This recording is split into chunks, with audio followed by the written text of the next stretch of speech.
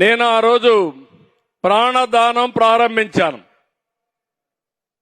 ప్రాణదానాన్ని ప్రారంభించి కొండపైకి పోయేటప్పుడు వెంకటేశ్వర స్వామి బట్టలు పెట్టేటప్పుడు నా మీద 23 క్లేమోర్ మైన్స్ పెట్టి నన్ను హత్యా ప్రయత్నం చేయడానికి ప్రయత్నం చేశారు. నా కారు వచ్చి కొట్టింది. కారు పోయి ఒక రోడ్డు మీద ఒక ఇల్లు కొట్టి ఎట్లా బతికానో నాకే తెలియదు.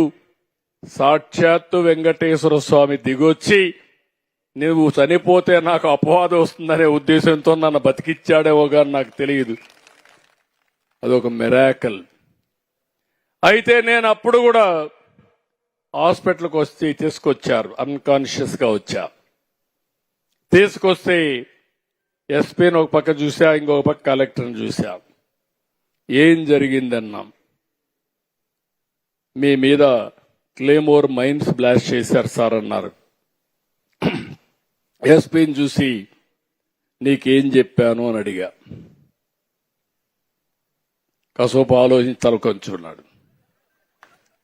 ఎవరైనా కానీ ఇలాంటి దుర్మార్గం చేస్తే నేను మీకు చెప్పింది విఐపిని వేరే వాళ్ళు ప్రొటెక్ట్ చేస్తారు, చేసిన వాడిని పట్టుకునే బాధ్యత మీది.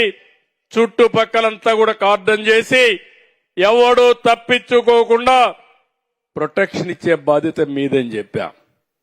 ఆ మాట చెప్పినప్పుడు సార్ అంటే నువ్వు అవసరం లేదు, కలెక్టర్ ఉన్నాడు చూసుకుంటాడు, నువ్వు వెళ్ళమన్నా. అంటే నేను ప్రాణాపాయం వచ్చినా నా డ్యూటీని మరవలేదంటే అది నా పట్టుదలని మరొకసారి కొండే మీ అందరికీ విజ్ఞప్తి చేస్తున్నా.